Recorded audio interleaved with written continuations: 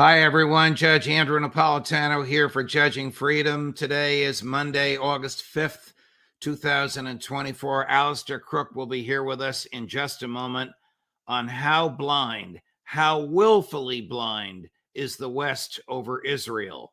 Alistair, welcome here, my dear friend, and good day to you. And thank you, of course, for your time. The domestic events in Israel lately have been stomach-churning. The public reports of horrific torture of Palestinian prisoners by IDF soldiers there, arrest and interrogation, a mob breaking into jails to release them, the police turning their backs to the mob as it enters, the Knesset talking about giving them immunity, the Knesset debating whether or not the jailers should be able to put a bullet in the heads of Palestinian prisoners, uncharged, unprosecuted, unconvicted, just to supposedly provide more bed space. Is Israel still a liberal democracy, or is it a dogmatic authoritarian state? There are two Israels. There are two completely distinct Israels at this point. And you're right to highlight those events because they're really quite significant. Because in a certain way, it was a precursor to what might come if chaos prevails in the context of a sort of a conflict or a war with Iran and with the other, if you like, members of the resistance axis. Because what we saw were the people that came down. These were, if you like, members of the Jewish underground. There are some nearly 800,000 settlers, and they follow a particular rabbi called Dov Lior. And he is very radical. He was, if you like, a patron of the man who assassinated 29 Baruch Goldstein, who assassinated 29 Palestinians in the Cave of the Patriarch many years ago. But he is the one, and he is not just alone. Netanyahu's called him our guide. He is our guide.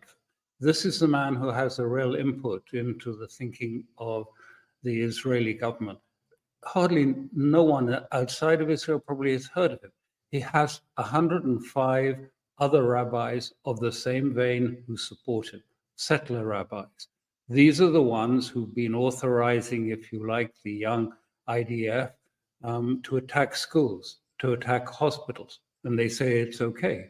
So in a sense, what we saw there was, if you like, a foretaste of Israel going back to something most had thought it had left behind in 48, into militia.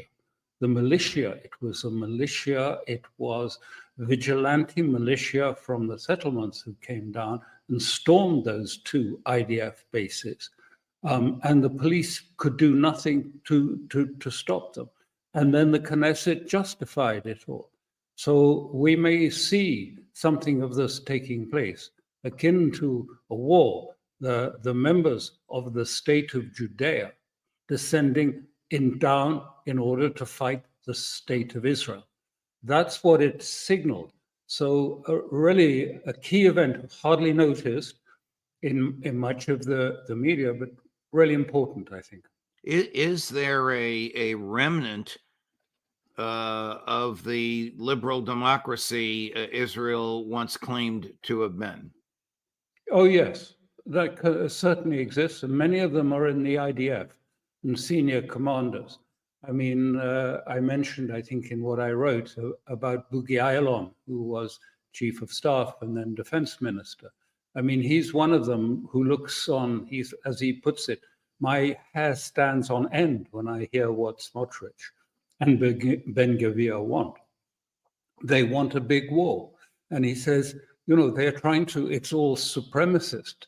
This is Bogie Ayalon saying this. I included a video of him saying it. And he said, you know, they want this big war and they want to hurry it on because that's the way the Messiah comes more quickly to it.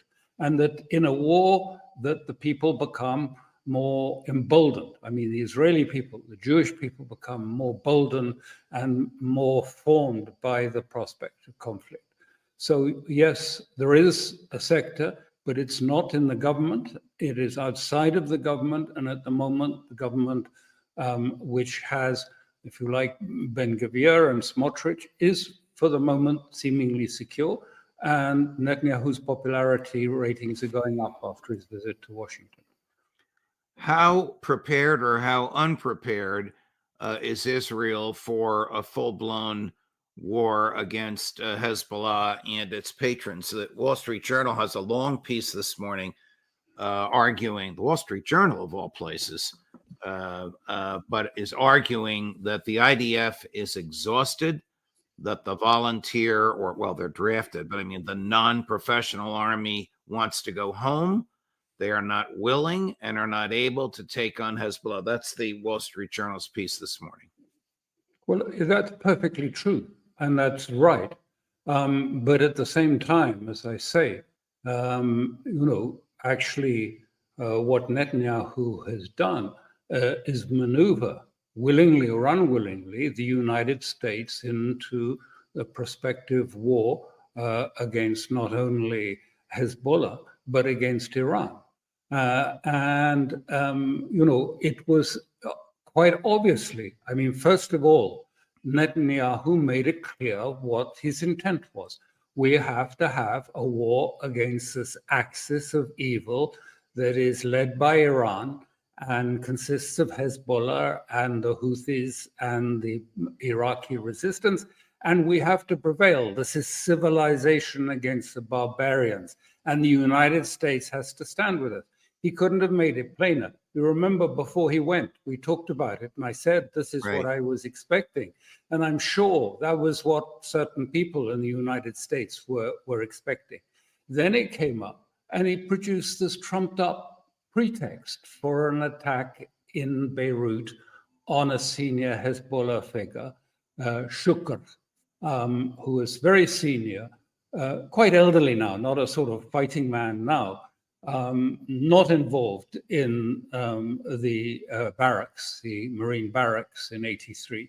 I mean, was not involved in that. But it was a whole pretext. Anyone who knows the Middle East knows that Majd al-Shams, which was the pretext for this sort of war starting, was a false pretext. The children that were both unfortunately killed and injured in this debris of some missile that landed there are Syrian citizens, except for one or two. They're all Syrians. They live in Syrian-occupied land. They regard themselves as being Syrians, first of all. They were not Jews. They were not Israelis. They were Syrians, and Syrians who support President Assad and the resistance. I mean, it's ridiculous to think that Hezbollah was going to attack the children of Syria on Syrian land. They know that. Of course they know that. And people, I mean, the mainstream doesn't know it, but the people who know that very well, that it was unlikely. So it was unexpected in the sense, because we had this Amos Hochstein, who is the envoy of Biden, who kept coming to Lebanon and saying, look, I know, for this attack on these children and so on, there's got to be some sort of reprisal by the Israel. But look, it's not going to be serious. It's not going to be in Beirut. It's not going to be in the southern suburbs, and it's not going to be near the airport. So, calm down. It's all right. We're talking about token exchange of conflict, but not intended to start a war. And then what happens?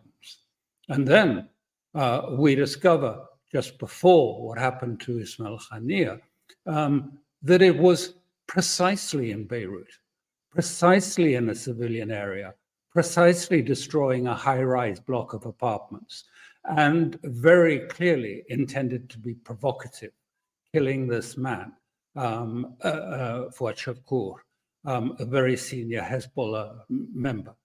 And that changed the whole equation from the Hezbollah point of view, because until now, the war has all been about Gaza for Hezbollah.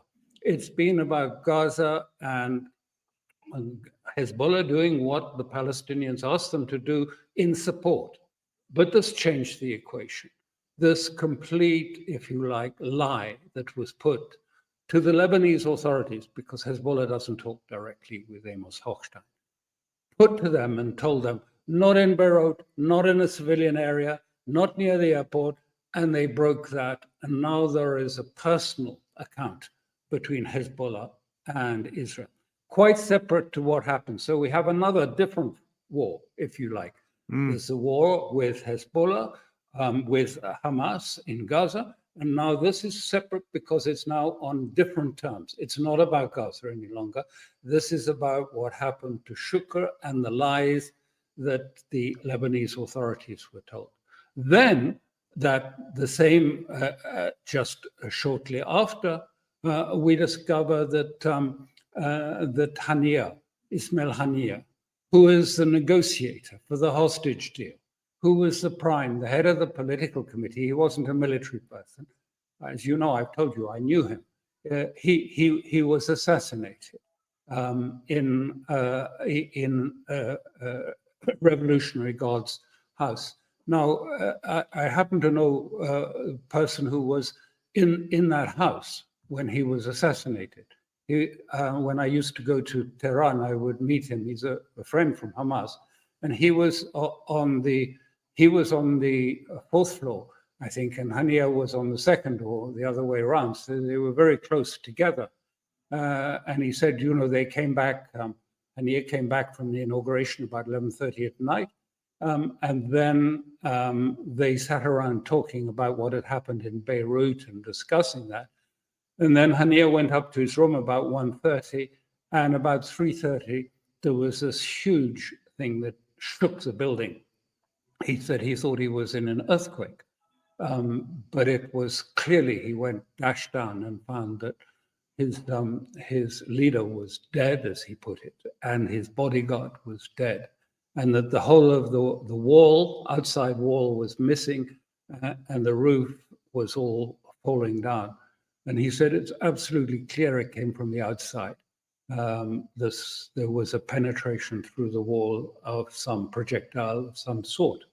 So the sense, I mean, for Iran, of humiliation, of honor. I mean, this was their guest staying in a formal guest house, like, you know, the guest house the White House has, you know, if you like, the one. The Blair House, right. The Blair House. Putting a missile into the Blair House and assassinating the New York a guest Times, like that.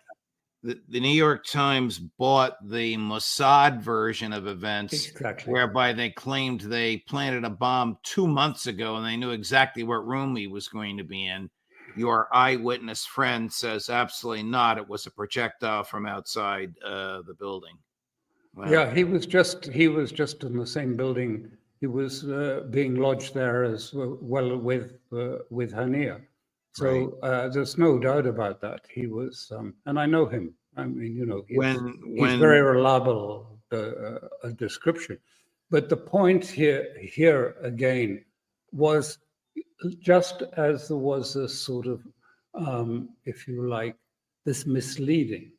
You recall on the 13th of April, Iran was persuaded by the West to moderate its rocket launches towards Israel in response to another assassination, this time in Damascus, in Syria, in the consulate there, of a senior general. And so they actually put up, I mean, it was really just a ploy. They put up mostly slow-moving drones and with 9 missiles in it, which did land and get through. And it was intended to be a message, not an attack. But of course, in the Western narrative and in the Israeli narrative, Iran, you know, instead of getting any kudos for having, if you like, tempered their response and being a responsible state, was that, you know, they sent over these pathetic drones and things and we shot them all down. It was a great success for Israel and the United States. So this time they're not as ready to be persuaded. by the West or by Arab states and be told, no, don't do it. No, just do a token. Just do a token response like last time, like the 13th of April. No, this time it's clear to us from what's happened in Shukr, the assassination in Beirut, and now the deliberate assassination of the lead negotiator by Israel, and the place, Tehran, in our guest house, and as part of the inauguration of a new president, the most important ceremony. This means the West wants war with us. This isn't now a question of just sort of moderating it and trying to make it easier. They want war. Anyway, that's how it's seen in the rest of the world, in all of the assistant role. That's how Beirut see it. And so Iran has decided that there will be a response, which will be from all the four, if you like, resistance actors in this. So Hezbollah, Houthis, and the Iraqis, and Iran as well. And so this is what is being prepared, and missiles are being put into being taken out of storage and being pre-positioned around the region. And there's been quite a lot of evidence. You can't see everything, but there's been quite a lot of evidence of this apparent. So, I mean, but just to finish, I mean, so when they look at it, I mean, what Netanyahu said, I mean, he's got America, because America now says it will do what it takes to stop the Iranian response. It will protect Israel. Isn't this what Netanyahu, if you like, precisely asked for and was promised? Yes, but how unrealistic? How unrealistic is his argument that Iran is part of an axis of evil that threatens the United States? Iran poses no threat to the United States. Of course it doesn't. I mean, Iran is a great power in the region. Don't forget, it is a huge population and a huge land, one of the most highly educated people. And they've always had good relations with the West until at a certain point, Israel turned them into this mythical enemy. And they did it for purely domestic Israeli interest, because at that time, Rabin wanted to change away from what was the peace of the peripheries to peace of the near abroad with the Arab states adjacent to Israel. But to do that, he had to invent a new enemy. Before that, they were cooperating. Israel was cooperating closely with Iran for many years, even during the Iran-Iraq war. So it was a deliberate decision by, if you like, Israel, that needed an enemy to persuade Congress to go on supporting it and seeing poor little Israel, fighting against everyone. We need to support it. We need to give it the weapons and the money that it needs. So it was a complete switch around that was done by Rabin, who, as you know, later was assassinated. And that assassination was, if you like, approved precisely by that rabbi that I mentioned to you, Dov Lior. He approved it afterwards and gave this sort of judicial rendering that this was not a murder because it was an attempt at treachery, and therefore it was legal in Jewish law. So this is the complex thing that we're dealing with. How does the rest of the West feel about this? How does the EU feel about this? How does NATO feel about this? Is it likely that if war comes and the United States actively engages to defend Israel, that the United States will be alone? No, I mean, a lot. Unfortunately, I have to say that, I mean, the European Union has no backbone, no spine to it at all. It's been accustomed in these last 4 years to doing exactly what the White House tells it to do. So many of them will do it. And you've seen Italy and others have been, as head of the G7, pleading with Iran, oh, look, you mustn't do anything. You've got to restrain yourself. They never turn around and say to Israel, you ought to restrain yourself. It's not Iran that provoked this. You did this double assassination precisely into provoking a response from Iran. So you ought to be sorting it out, not asking all the rest of the West and America to come and assist us and help you with what you did it. You made your bed, you should lie in it. Anyway, it looks as if this is going to come. I imagine that Iran is still going to try and control the if you like, the escalatory ladder as best it can. But my view is that once we go down, once the missiles start to fly, and I think that you're going to see them. What is going to be quite different. First of all, there's going to be no advance warning. Secondly, they're not going to be slow old drones. They're going to be high performance, smart missiles. And they're going to come from Iran. They're going to come from Hezbollah en masse. And they are going to come from the Houthis. And they are going to come from Iraq. I believe missiles have been moved, have been pre-positioned. This is why we've been in a sort of period of some delay while these missiles have been taken out of deep storage by Iran. Some of them are being put quite close to Israel, sort of 12 minutes, flight time from Israel. So, we're talking about quite different. It's not going to have 3.5 hours to get ready for the next one. And also, Iran is Russia has lent Iran its most advanced EW, electronic warfare system, with a range of 5,000 kilometers, believe it or not. So, we'll see what happens. As we speak, I don't know his first name, last name Shoigu, the former defense minister of Russia, now the head of there he is, Sergei Shoigu, now the head of the national, their equivalent, the Russian equivalent of the National Security Council, is in Tehran. This has to be causing the Israelis nightmares, doesn't it? Yes, there's been a continuous flow of transport planes from Russia to Tehran in these last few days, including bringing that electronic warfare system. So yes, it will be causing heartburn not just to Israel but to the famed NATO machine. That this should be happening. Already it started that the GPS is not functioning properly in Israel anymore.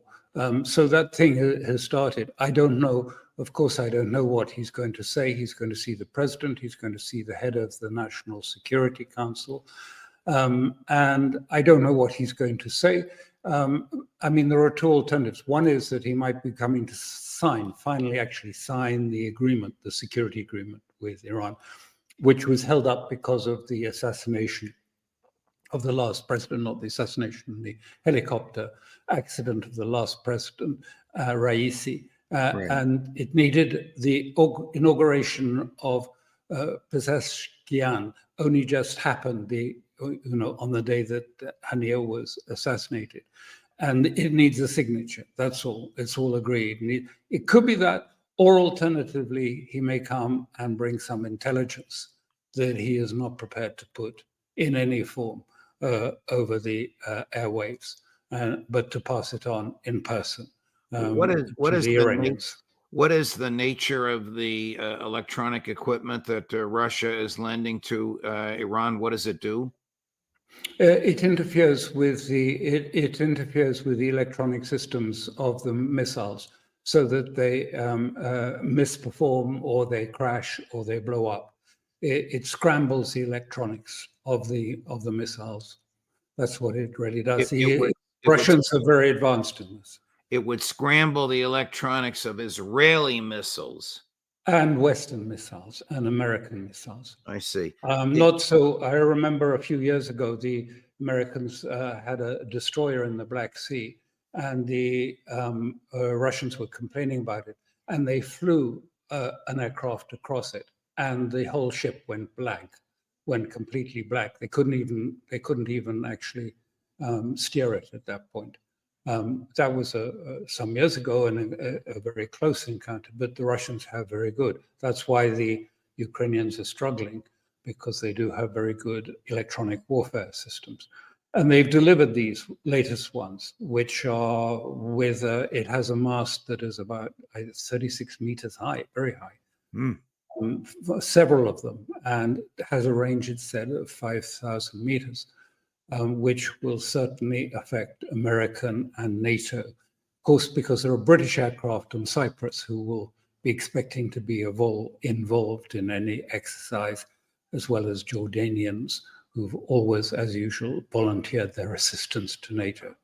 So that sort of thing has been, but we don't know what. There's been a succession of military transports. You can see them being tracked. They're coming from a commercial firm that does basically munitions transport.